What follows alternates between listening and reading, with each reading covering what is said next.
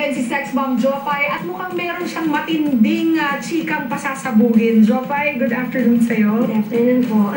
Buntis ka nga ba? Alam mo, sa totoo lang, Tibian, nagulat ako kung paano lumabas yung issue yun. Tapos nabasa ko pa sa dyaryo na 2 months na daw. Na yun nga, nabasa ko 2 months na buntis, na confirm talaga na buntis ako. Kasi ang dami ko daw sa taping, hindi daw ako ng mangga, nang ipapalito ako ng kung ano-ano, di ba? Nagulat talaga ako. Nalungkot ako.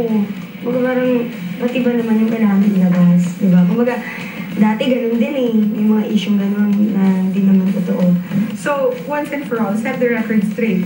Buntis ka ba o hindi? Buntis po ako ng 2 months. Sa decision ko.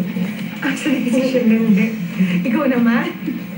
Well, hindi ako nakahinga for about 2 seconds dahil dyan. Kaya nga nung natatawa ako nung ano, na nainis din ako bakit hindi pa kasi lumalabas sa DC. Kumbaga parang palabas pa lang siya. Na paano nila nalaman? Na siguro, kasi nagmi-meeting eh. Nagmi-meeting yung manager ko, tsaka yung sila at said na ano kaya gawin natin buntis si Jopay ng 2 months.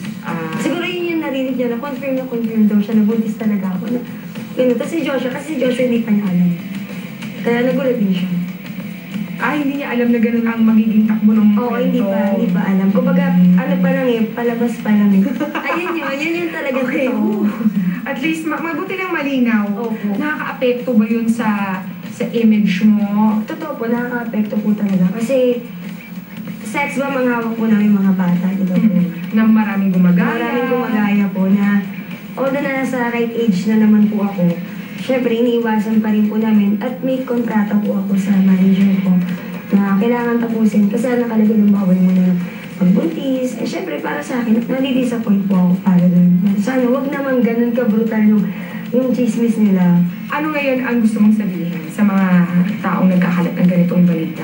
Bago nila ikumpirma na totoo, di ba, na alamin muna nila, sa akin, pwede naman nila akong tawagan, di ba, or ano, para hindi rin nakakasira sa image ko. Well, Jopay, thank you very much for coming over sa Chika May Explosive para malinawan ang lahat sa totoong estado ng iyong katawan. Pag-umuntis.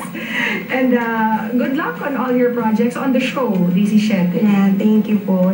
Sana supportahan pa rin po nila yung Daisy Shete. Thank you, Jopay. Thank you po.